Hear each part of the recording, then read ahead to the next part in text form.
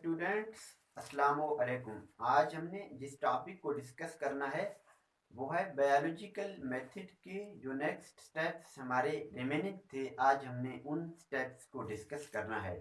आज के लेक्चर में उन स्टेप में जो फर्स्ट है हमारे पास वो है फार्मूलेशन ऑफ हाइपोथेसिस। एक हाइपोथेसिस को कैसे फार्मूलेट किया जा सकता है। पहले हम पढ़ते हैं कि जो हाइपोथेसिस है ये क्या होता है, इसको हम कैसे डिफाइन करते हैं। हाइपोथेसिस है tentative explanation of an observation is called hypothesis. Observation का जो टेंटेटिव एक्सप्लेनेशन है उसको हाइपोथेसिस का नाम दिया जाता है।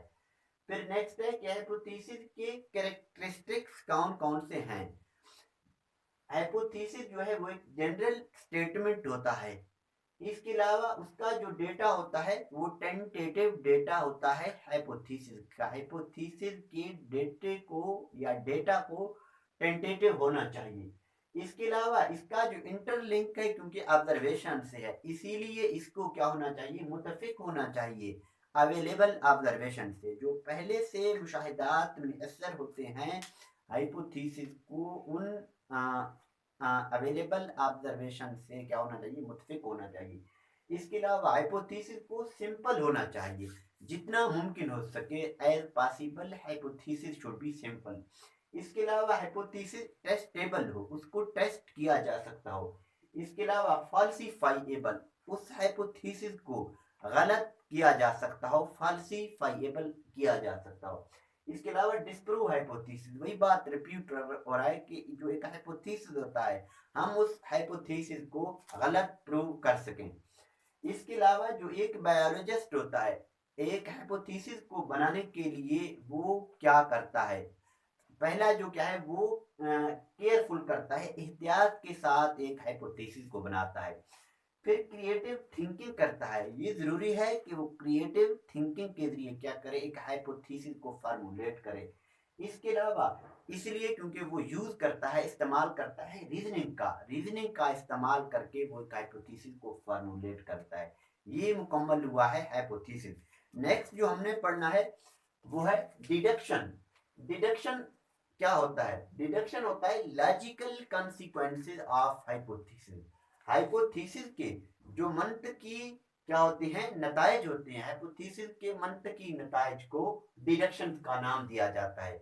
इसके अलावा जो डिडक्शन होता है उसमें क्या होता है, जो हाइपोथेसिस होता है उस हाइपोथेसिस को ट्रू लिया जाता है डिडक्शन में। डिडक्शन जो है टोटली हाइपोथेसिस के साथ क्या है, इंटरलिंक है। इसके अलावा डिडक्शन में हम क्या करते हैं, एक्सपेक्टेड जो रिजल्ट्स होते हैं, जो मुतवक्के नतायज होते हैं, उन मुतवक्के नतायज को क्या किया जाता है, निकाला जाता है, ड्रॉन किया जाता है। इसके अलावा जो डिडक्शन है इसमें हम यूज करते हैं इफ एंड देन का। फिर है हमारे पास एग्जाम्पल। हम कहते हैं कि इफ, अगर ऑल बर्ड्स हैव विंग, अगर तमाम परिंदों के क्या हैं, पर होते हैं। फिर क्या है, चिड़िया एक परिंदा है। स्पैरो आर बर्ड्स, चिड़िया क्या है, तमाम के तमाम चिड़िया परिंदे हैं। देन फिर का लफ्ज यूज हो रहा है, स्पैरोज हैव विंग, फिर जो है चिड़ियों के भी पर होंगे। ये हमारे पास 3 प्रीमाइज थे, प्रीमाइज 1, प्रीमाइज 2, प्रीमाइज 3। फिर नेक्स्ट है एक्सपेरिमेंटेशन। एक्सपेरिमेंटेशन क्या है, ये जो है बेसिक स्टेप है बायोलॉजिकल मेथड का। फिर जो है इसमें क्या करते हैं, एक्सपेरिमेंटेशन में या तजर्बा में हम क्या करते हैं, हाइपोथेसिस को सही या जो है गलत करते हैं। हाइपोथेसिस को या ट्रू लिया जाता है या उसको क्या किया जाता है, फॉल्स, या उसको गलत साबित किया जाता है। इसके अलावा इसमें जो एक्सपेरिमेंटेशन है इसमें जो डिडक्शन होता है उस डिडक्शन की रिगरस टेस्टिंग की जाती है, मतलब उस डिडक्शन को डीपली क्या किया जाता है, टेस्ट किया जाता है। इसके अलावा एक्सपेरिमेंट में दो तरह के हाइपोथेसिस फाइनलाइज किए जाते हैं। एक हाइपोथेसिस होता है करेक्ट हाइपोथेसिस और दूसरा जो हाइपोथेसिस होता है इनकरेक्ट हाइपोथेसिस। जो इनकरेक्ट हाइपोथेसिस होता है उसको क्या किया जाता है, रिजेक्ट किया जाता है। इसके अलावा जो करेक्ट हाइपोथेसिस होता है उस करेक्ट हाइपोथेसिस को क्या किया जाता है, एक्सपेक्ट किया जाता है एक्सपेरिमेंटेशन में।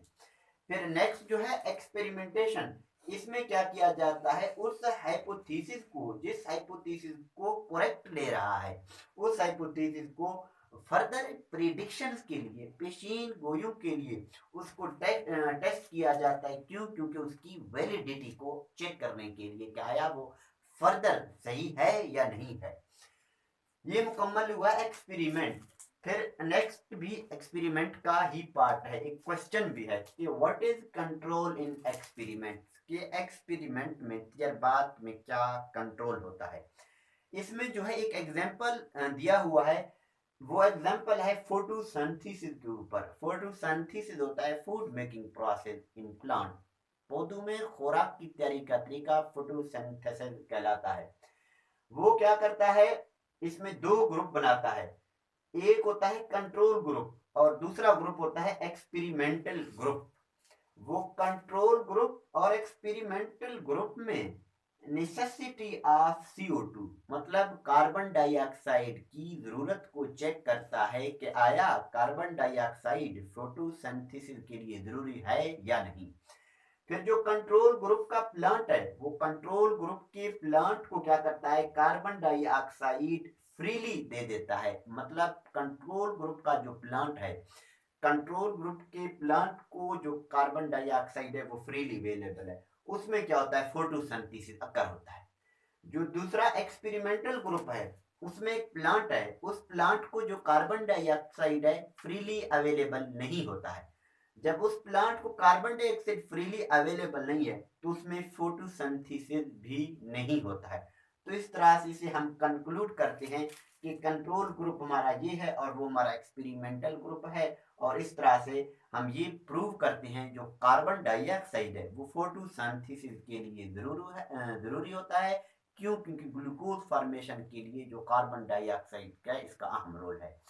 बच्चों आज तक के लिए यहाँ मिलते हैं नेक्स्ट लेक्चर में। अल्लाह हाफिज।